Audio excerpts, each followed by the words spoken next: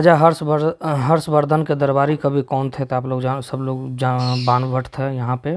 उसके बाद फिर यहाँ पे गुप्त युग का प्रवर्तक कौन था? तो श्रीगुप्त थे, यही इनका प्रवर्तक थे।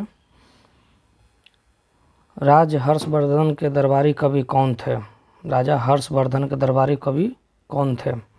तो बाणभट्ट थे। बौद्ध धर्म का संरक्षक कुषाण शासक कौन थे?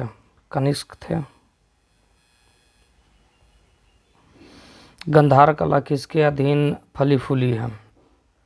गंधार कला किसके अधीन फूली फली है? कुषाण। चरक किसके दरबार में प्रसिद्ध चिकित्सक थे? चरक किसके दरबार में प्रसिद्ध चिकित्सक थे? कनिष्क। ईस्वी सन 78 से प्रारंभ होने वाले शासक संवत का स्थापक कौन थे? तो कनिष्क थे। जैन धर्म के पहला तीर्थंकर कौन थे? तो ऋषभदेव थे। त्रिपिटक ग्रंथ का संबंध किस धर्म से है? तो बौद्ध धर्म से है। किसकी सेना ने ग्रीक शासक सिकंदर के साथ झेलम नदी के तट पर मुकाबला किया था? तो पोरस है। बुद्ध ने अपना पहला उपदेश के डियर पार्क में दिया था?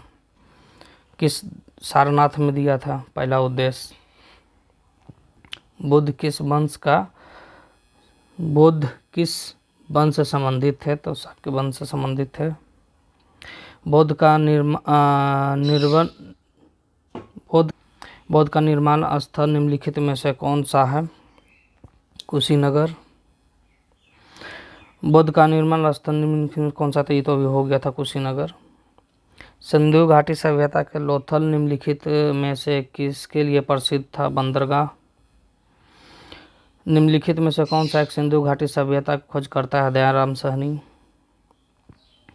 वैदिक संहिताओं में भारत संगीत का उद्गम किस में से खोजा जा सकता है? ऋग्वेद।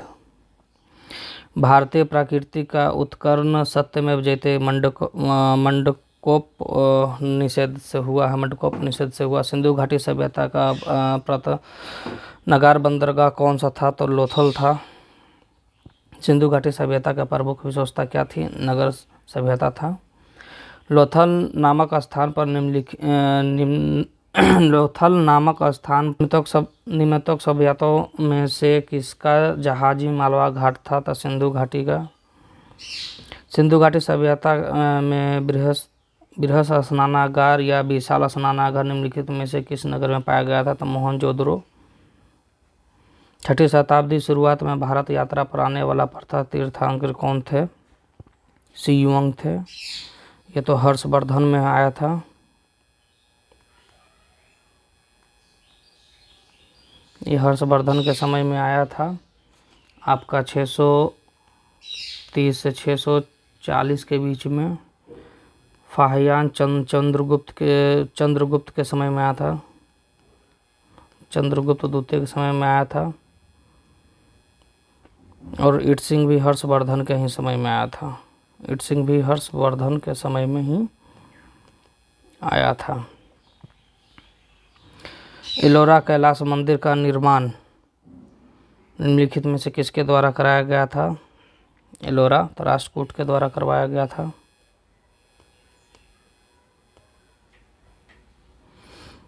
एलोरा में ठोस शैलब का काटकर बनाया गया प्रसिद्ध कैलाश मंदिर का निर्माण किसने करवाया था? राष्ट्रकूट ही करवाया था। महाबलीपुरम पर 7 पैगोडा किसके द्वारा संरक्षित किया गया था?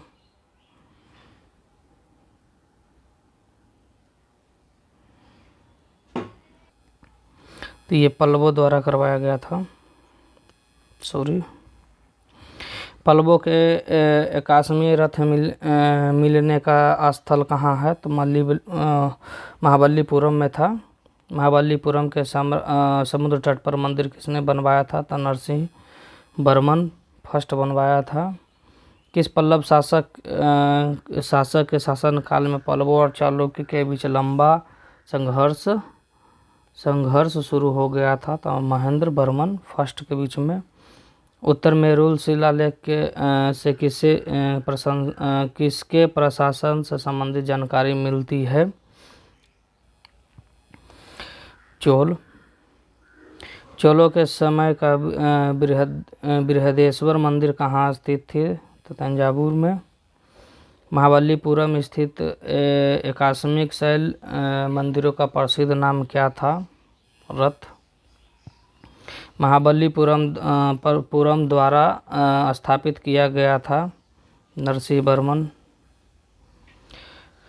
निम्नलिखित में से किस चोल राजा ने गायकोंड की पदवी धारण की थी? राजेंद्र फर्स्ट।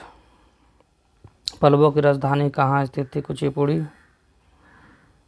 कुचिपुरम। किस राजवंश के दौरान महाबलीपुरम मंदिर का निर्माण किया गया था? तो यह हो गया पल्लव राजवंश।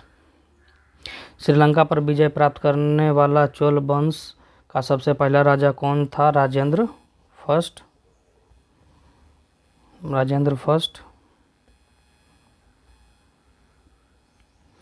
वीडियो अच्छा लगा हो तो लाइक एंड कमेंट जरूर करें। चैनल को सब्सक्राइब कर ले, क्योंकि डेली हम हिस्ट्री का क्वेश्चन प्रीवियस ईयर का लेकर आते हुए रहेंगे। यहाँ पे आप देख सकते हैं कि 2018 का ये फर्स्ट शिफ्ट का था, SSC JEE का था। टोटल क्वेश्चन जो है हम SSC किसी न किसी एग्ज़ाम में पूछा हुआ क्वेश्चन लेकर आते हैं। और वीडियो अच्छा लगा होगा चैनल को सब्सक्राइब कर दीजिए, क्योंकि कल फिर हम एक सेट लेकर आ रहे हैं। थैंक यू, धन्यवाद।